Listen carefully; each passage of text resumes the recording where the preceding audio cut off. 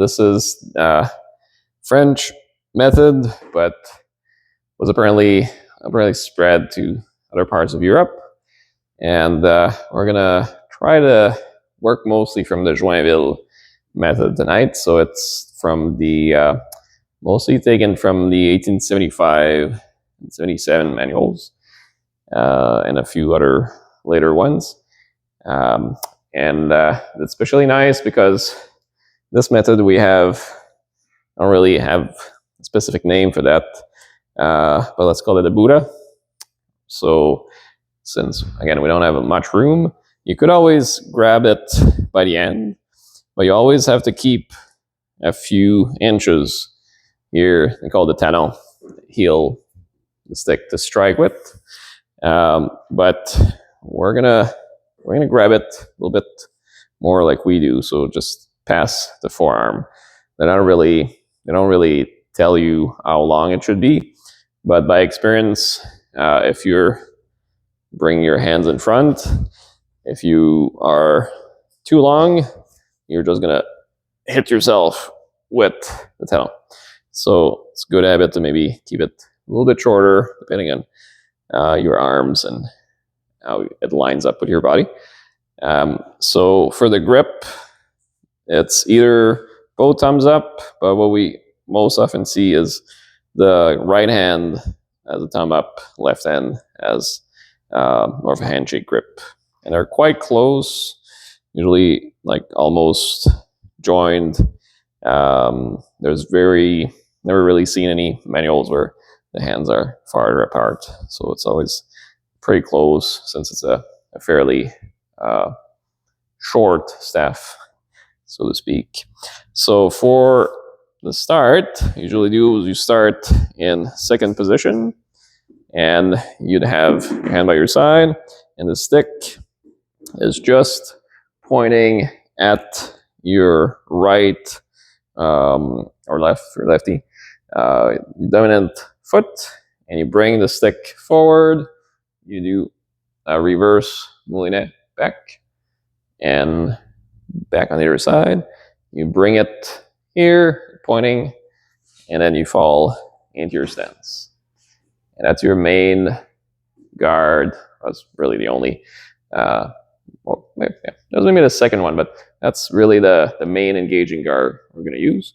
So it's a bit like saber, really. So the hands are roughly around chest height, around here.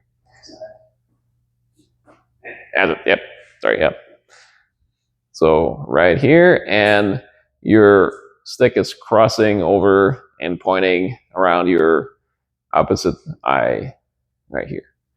So you're keeping it high for one reason being that most of the parries that we're going to be doing are point down.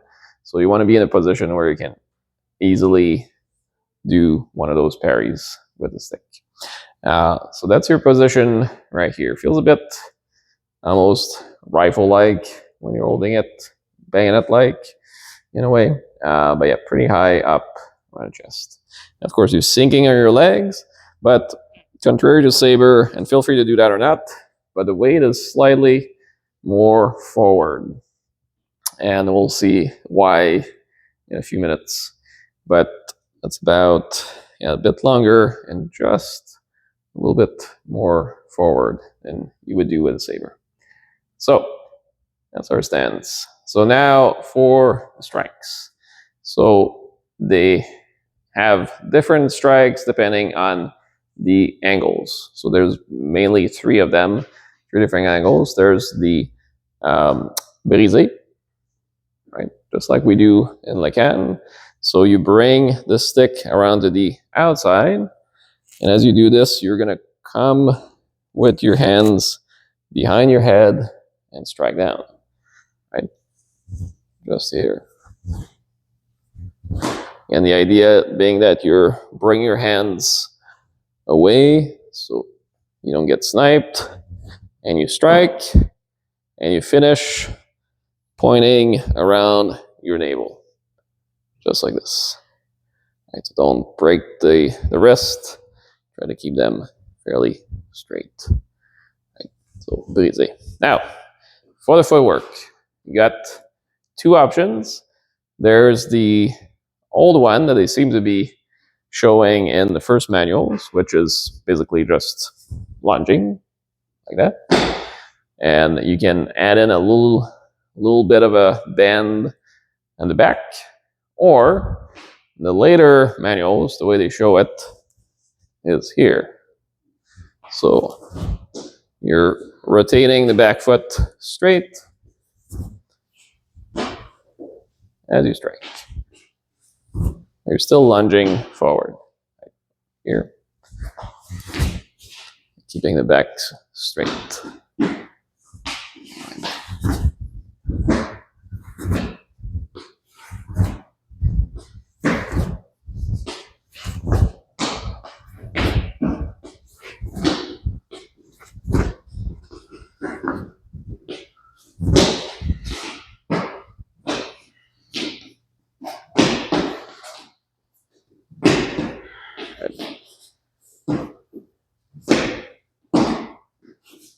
And make sure to bring at least your right hand behind your head and strike.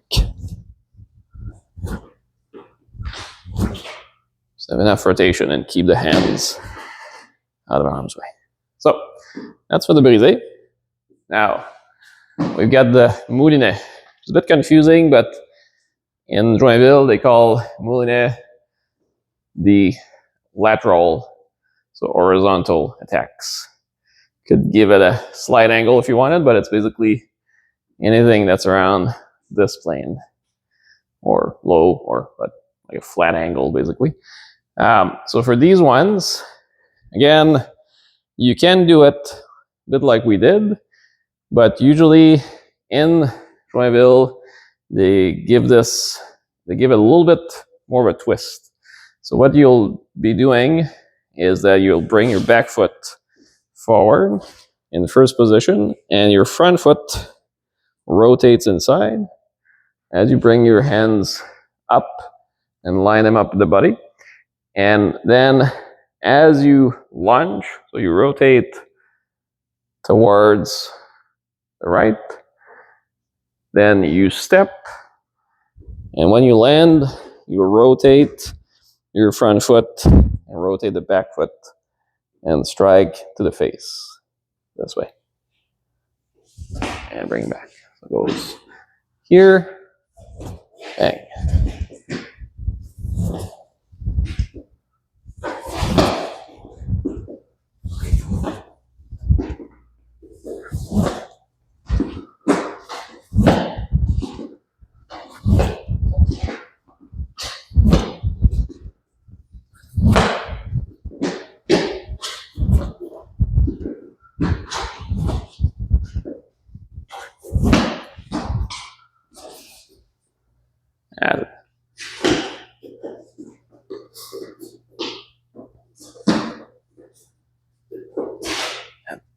And so when you're stepping, you turn both feet in and then turn them. And again, this one, well, the way I'm showing it is like the later manuals, when the foot turns. But in the 1870s manuals, they seem to show it like this. And you can do that if you want to work on your flexibility, or you're going to probably notice that it really limits your range of motion here. And if you turn that back foot, you're going to release those hips, and it's going to be a bit easier. And that's probably the thought process they had too. So here.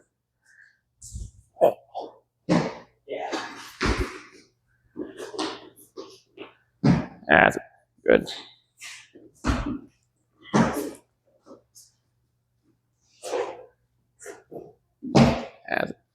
And try to keep the hands fairly close. So really your hands are like this point of rotation.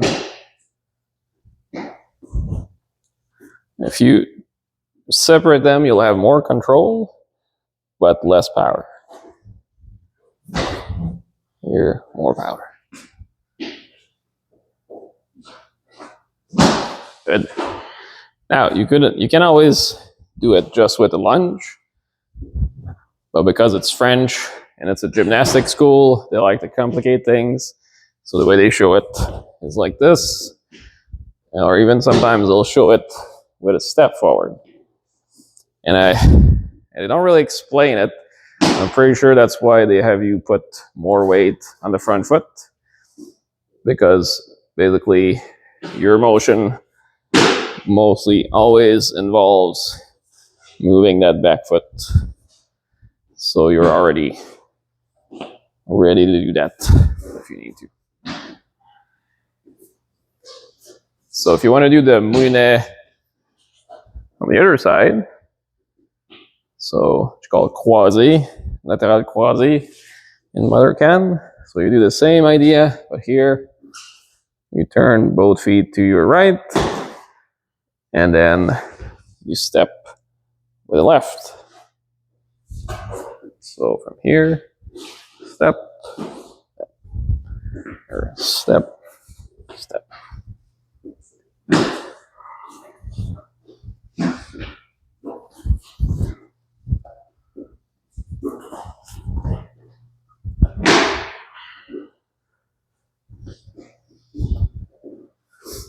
And here, whether it's the old or the new manuals, they show it with the foot turn.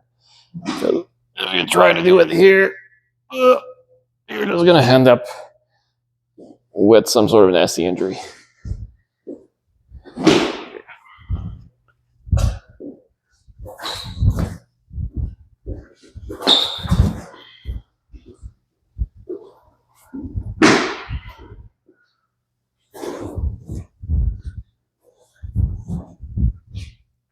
And you can definitely do it from, again, just a lunge. And so if you're doing it here, you can end up with the back foot in third position. But again, I think a reason why you're putting the weight here is you're able to rotate that back foot as you launch your strike, add more power. Otherwise, you're relying mostly on your lunge and your arms. Here.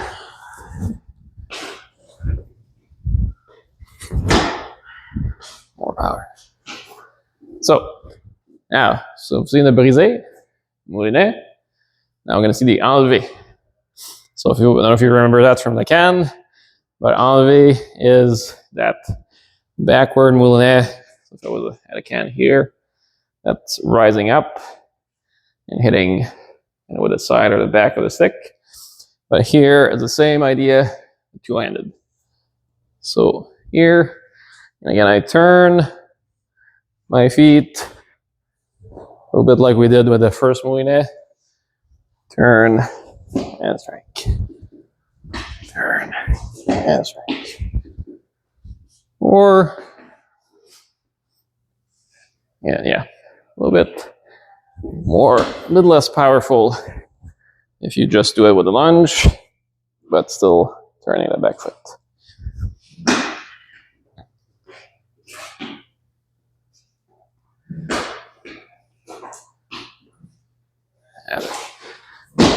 And you end up in the same position as you would with the moulinet. Yes, backhand moulinet. So just like almost hanging guard style.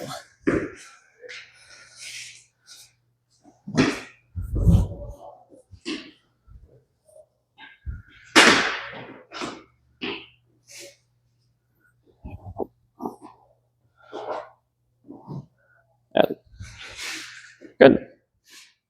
So that's the 3 angles. Easy enough. So you don't really have you could always try to do a enlevé from the inside, but it's gonna quickly turn up more into a forehand moulinet. with a bit of an angle. So I guess that's partly why they don't really expand on it.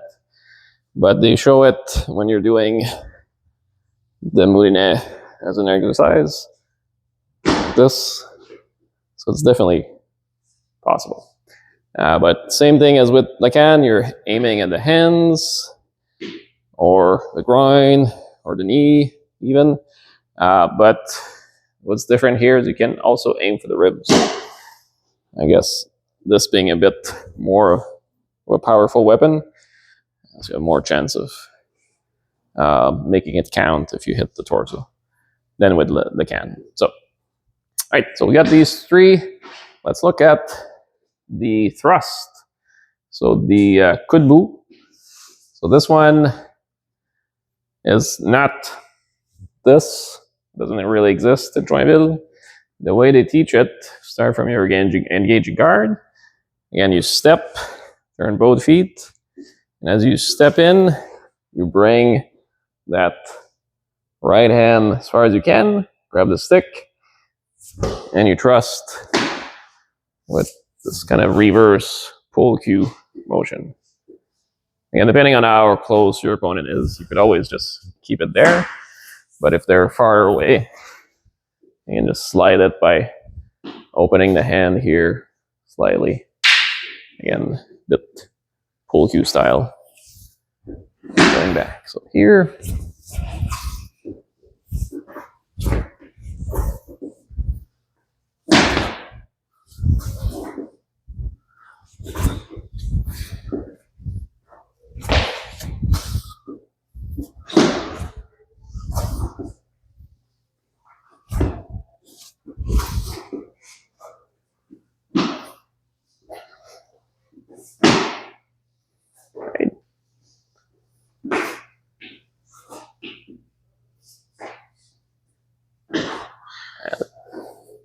Start with your hands fairly close. It's a bit more baseball-like grip than it is, I guess, hockey. Yeah. You can put both, but most manuals I've seen had just the right hand. Yeah. Yeah, well, yeah, we're more used to that in Andrim, but yeah, either way, doesn't matter so much. Yeah.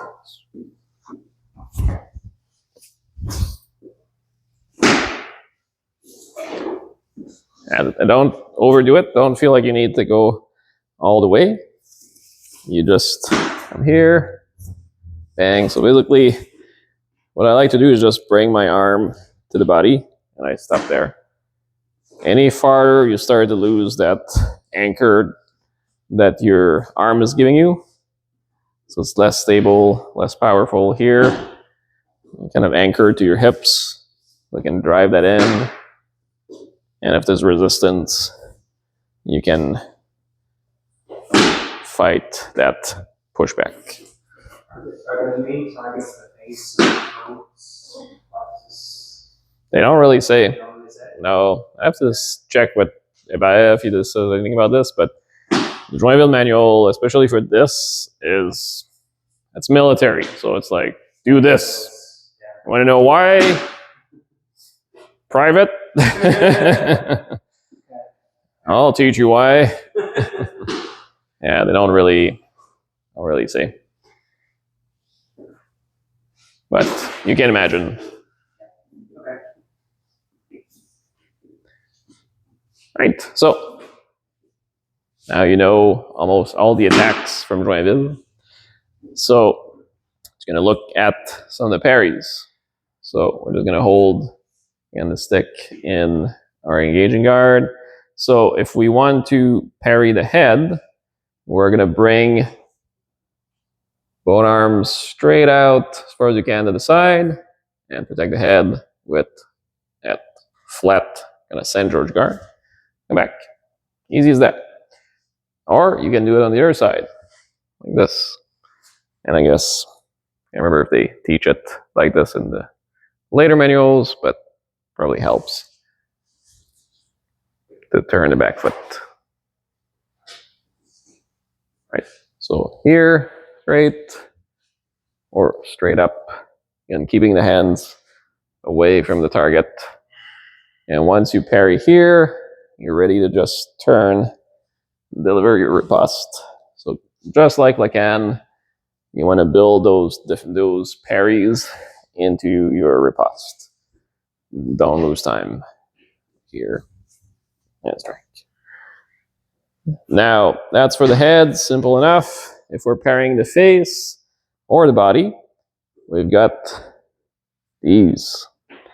Now, again, that's very peculiar to Joinville, and personally, I don't really like that, but they always have you switch legs when it's time to parry one side or the other, or most of the time. They don't really have you parry like this, and I guess their reasoning probably is if the blow comes low, there's a chance that your stick is just going to come in and whack your knee or worse, like I just did. But if you're here, you could, I guess, theoretically even protect your leg. I wouldn't recommend it, but it's anchored. Like they're really showing it as being against your arm, against your leg. So it adds a little bit of support, I guess. But anyway, try it. Let me know how it goes. And the other side here. Right, so keeping the hands fairly open on those parries. Here, inside or outside. And they're always parrying, at least in Joinville, with the point down. Never like this. Chalamont does that with the Baton. They don't do that in Joinville. They don't really say why, but Vinny studied there, and he also recommends that. And it's for protecting the hands, apparently, if you're parrying, so that the blow will come and basically slide down. Can always slide up, but I guess it never really happens for them. So here, there, you protect both sides this way. So that's the 3 parries from Joinville. But you also have these ones. So when you bring the hands apart, right here, the way they show it in the manual, very dramatic, very gymnastic-like. You're bending your back like this. Being like, ugh. Don't really necessarily have to do that in sparring, but that's the way to teach it. And both hands are open, supporting at the web of the thumb, right here. And when you parry here, the idea being that you bring your lead hand back, and you can strike, or you bring it back for a coup de bout. All right, so from here, 1, 2, 1. And you can do them on each side as well, like we just did. So same thing, you just bring that right hand down. So on this side, a little bit different. You're bringing your right hand to your inside and opening. Right, so here, or here, or here.